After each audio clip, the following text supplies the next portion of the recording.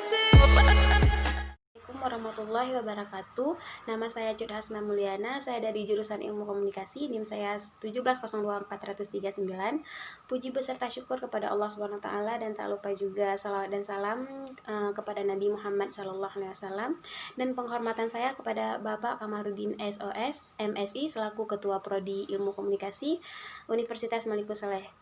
Sekaligus beliau adalah pembimbing on the job training yang telah banyak memberikan arahan kepada saya sehingga saya dapat menyelesaikan laporan on the job training ini. Jadi di sini saya akan menjelaskan sedikit tentang on the job training atau yang sering disebut dengan OJT. Saya OJT pada tempat yaitu sebuah kantor atau instansi yaitu kantor camat Gelumpang Baru Kabupaten Pidi. Nah, di mana on the job training itu merupakan salah satu kegiatan dan merupakan syarat wajib yang harus dilaksanakan oleh seorang mahasiswa selama perkuliahan.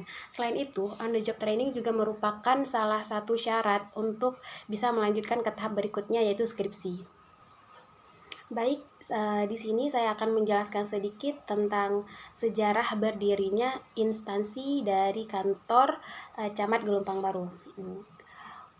Gelumpang Baru adalah sebuah kecamatan yang ada di Kabupaten Pidi yang ada daerahnya tuh berada di Cot Gelumpang. Kantor Camat Gelumpang Baru ini itu merupakan sebuah kecamatan yang tergolong sangat muda. Letaknya itu berada pada timur laut Kabupaten Pidi dan yang menjadikannya paling timur dan berbatasan langsung dengan Kabupaten Pidi Jaya.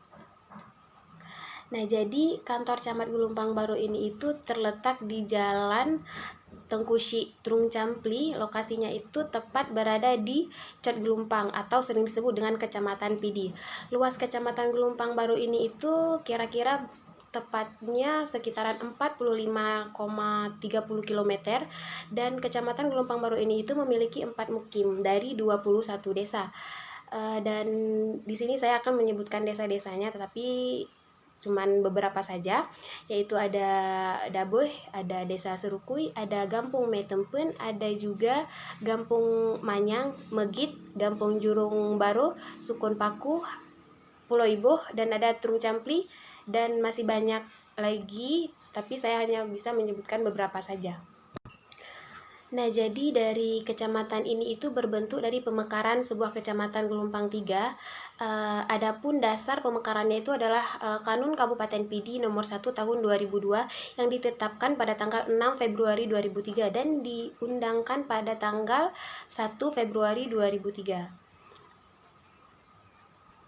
Jadi di sini tuh batas-batas dari Kecamatan Gelumpang Baru. Yang pertama sebelah utara ada Kecamatan Kembang Tanjung, sebelah selatan ada Kecamatan Gelumpang 3, sebelah barat itu berbatasan dengan Kecamatan Mutiara Barat, dan sebelah timur itu berbatasan dengan Kecamatan Bandar Baru. Nah, di sini juga tertera bahwa camat-camat yang bertugas di kantor Gelumpang Baru itu dari tahun 2003. Yang pertama ada Bapak Ridwan SPD yang tahun jabatannya pada tahun 2003. Yang kedua ada Bapak Bustamam M. Masa jabatannya adalah pada tahun 2005. Yang ketiga ada Bapak Sabarudin SH. Masa jabatannya adalah pada tahun 2007. Bapak Farizal AP dan jabatannya itu pada tahun 2009. Kemudian ada Bapak Marzuki SH. Bapak berjabat pada tahun 2014. Kemudian yang keenam ada Bapak Muhammad Saleh BA. Beliau menjabat sebagai Kepala Kecamatan dan pada tahun 2018. Dan yang terakhir adalah Bapak Muhammad Noval SSTP. Beliau menjabat pada tahun 2020. Di sini juga ada tertera bagian pemerintahan Kecamatan Gelumpang Baru. Yang pertama terdiri dari camat, kemudian ada sekretaris, kasubag umum, kasubag keuangan, bendahara, kemudian ada kasih tata pemerintahan, kemudian ada kasih pemberdayaan masyarakat dan kampung, kemudian ada kasih ketentraman dan ketertiban umum, dan kemudian ada kasih kesejahteraan sosial dan keluarga, dan terakhir ada kasih keistimewaan Aceh. Nah, mungkin ada yang bertanya apa sih fungsi dari maksudnya tuh instansi dari sebuah kantor camat, fungsinya tuh apa sih? Nah, di sini kantor camat Gelumpang Baru, salah satunya kantor camat Gelumpang Baru ini mempunyai tugas umum, yaitu pemerintahan meliputi bidang pemerintahan, pembangunan, dan pembinaan kehidupan masyarakat serta melaksanakan keistimewaan. Fungsinya apa sih? Bisa saya jelaskan. Yang pertama itu ada pengelolaan administrasi umum yang meliputi pekerjaan ketatausahaan, kepegawaian, keuangan, perlengkapan organisasi, dan ketatalaksanaan kantor. Kemudian ada perumusan kebijakan teknis atau penyelenggaraan pemerintah. Kemudian ada pengkoordinasian kegiatan pemberdayaan masyarakat. Kemudian juga ada pembinaan ketentraman dan ketertiban dalam kecamatan. Dan terakhir juga ada pembinaan kesejahteraan sosial dan pelayanan umum. Jadi selanjutnya saya akan menjelaskan posisi saya sesuai dengan kemampuan saya, karena saya magang di kantor camat. Jadi posisi saya itu berada di bawah arahan dari Bapak Zulkarnaini SPD, yakni sebagai Kasih Pemberdayaan Masyarakat dan Kampung.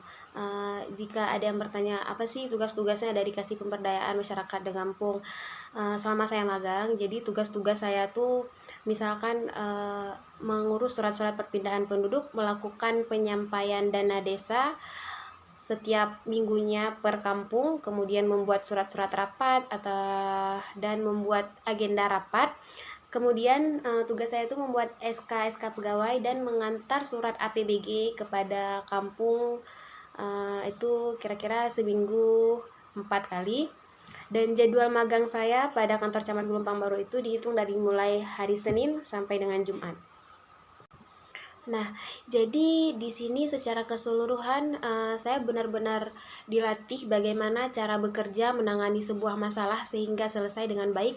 Dan di sini saya juga bukan hanya dilatih masalah skill dalam bekerja, akan tetapi saya juga dilatih mental dan sikap, bagaimana bentuk dunia industri yang sesungguhnya, dan bagaimana sikap saya ketika saya menangani tamu yang datang ke kantor camat Pelumpang Baru untuk bermediasi dengan staf atau karyawannya langsung.